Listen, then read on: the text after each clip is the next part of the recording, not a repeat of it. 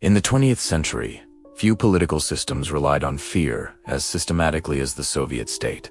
But history shows something important. The same force that strengthens a system in its early years can eventually destroy it. To understand how the Soviet Union rose and fell, we must understand the role fear played inside the system itself. The Soviet Union emerged from the chaos of revolution and civil war in the early 20th century. After the collapse of the Russian Empire in 1917, the Bolsheviks faced enormous challenges. The country was unstable. The economy was broken. Multiple political groups competed for power. For the new leadership, survival was the priority. To maintain control, the government created powerful security institutions designed to eliminate threats before they could grow. One of the earliest of these organizations was the Cheka, the first Soviet secret police. Its purpose was simple: identify opposition,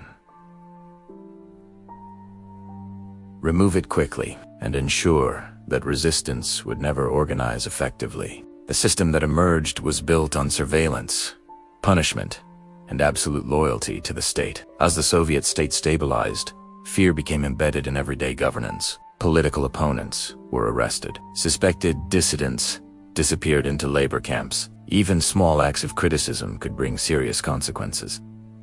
But the system was not only about punishment. Fear also created obedience. In factories, workers pushed themselves to meet production quotas. Imagine waking up every day where a single misplaced word, a joke told to the wrong person, or even a diary entry could shatter your life. This wasn't a dystopian novel. This was the chilling reality of daily life in the Soviet Union for millions. Fear wasn't just about the dramatic midnight arrests you see in movies. It was a quiet, creeping poison that seeped into every corner of society. In government offices, officials avoided mistakes at all costs. In the military, discipline was reinforced through strict oversight. The result was a society where people constantly monitored themselves and each other. In many ways, fear became a silent regulator of the entire system. Under Joseph Stalin, the use of fear expanded dramatically. During the 1930s, the Soviet Union experienced one of the most intense periods of political repression in modern history. This period became known as the Great Purge. Thousands of military officers, government officials, and party members were accused of treason. Many were imprisoned. Many were executed. Even ordinary citizens could become targets. Neighbors reported neighbors. Colleagues reported colleagues. The state encouraged this environment of suspicion. From the leadership's perspective, this approach served an important purpose. It removed potential rivals, it strengthened centralized authority, and it ensured that no alternative power structure could emerge. At first, fear seemed to work. The Soviet government maintained strong control over a massive country. Large industrial projects were completed. The state mobilized enormous resources during World War II.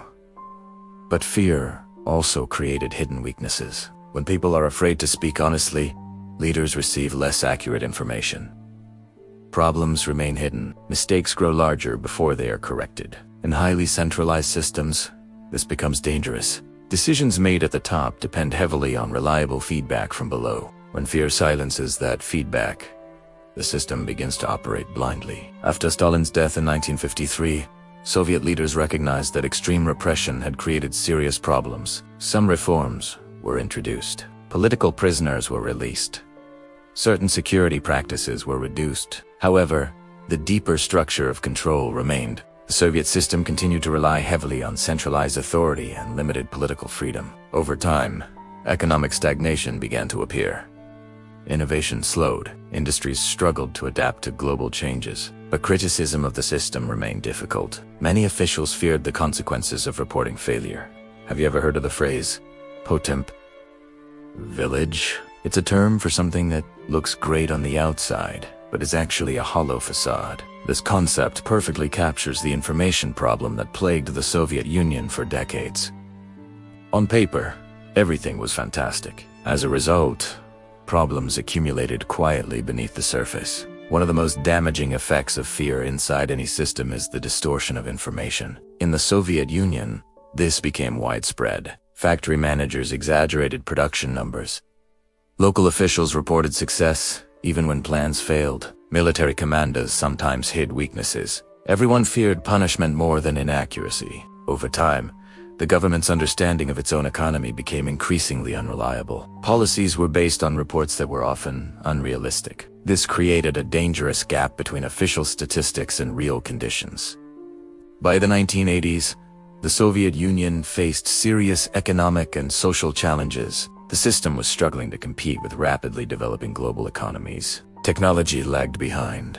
Consumer goods were scarce. Public frustration was growing. When Mikhail Gorbachev introduced reforms such as glasnost and peries, the intention was to improve the system, not destroy it. However, decades of fear had already weakened the structure beneath the surface. Once censorship relaxed, hidden problems became visible.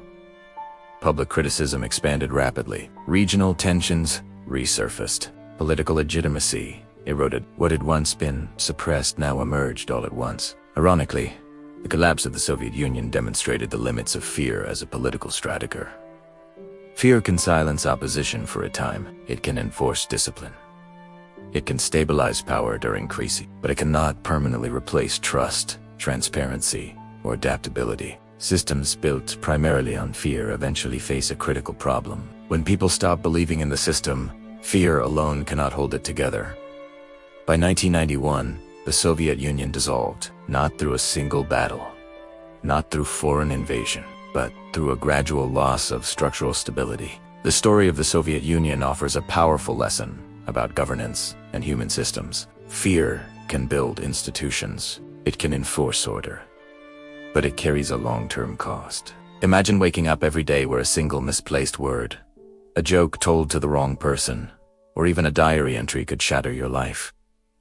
This wasn't a dystopian novel. This was the chilling reality of daily life in the Soviet Union for millions. Fear wasn't just about the dramatic midnight arrests you see in movies. It was a quiet, creeping poison that seeped into every corner of society. It was the air people breathed. The most widespread effect was self-censorship. You learned to build a fortress around your own thoughts. At work, you'd praise the party line, even if you disagreed. At home, you'd speak in whispers, constantly aware that even your own children might innocently repeat something dangerous at school. People became experts at reading between the lines, communicating in glances and subtle hints. The public self and the private self were two completely different people, and the strain of maintaining this dual identity was immense. This constant vigilance, this need to perform conformity, created a deep sense of isolation. This self-censorship naturally bred a culture of profound distrust. How could you trust your neighbor when they might be an informant, hoping to gain favor or a better apartment by reporting you?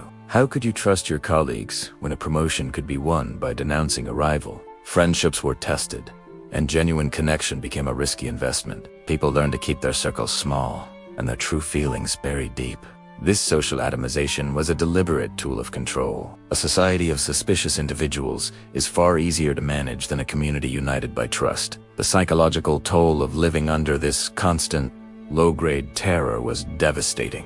Anxiety, paranoia, and a pervasive sense of hopelessness became the norm. People felt powerless, trapped in a system where the rules were arbitrary and the consequences were dire. This wasn't just about political dissent. It was about the simple human need to speak freely, to trust others, and to feel safe in your own home. The fear machine of the Soviet state didn't just break bodies. It aimed to break the human spirit itself, leaving behind a legacy of silence and suspicion that would linger for generations.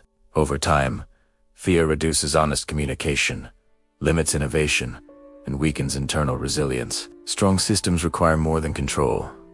They require feedback, adaptability, and trust. When those elements disappear, even the most powerful states can begin to fracture from within. And history reminds us that the forces which build a system can sometimes become the same forces that break it. Thank you for watching, and if you found this insightful, please consider subscribing for more deep dives into history.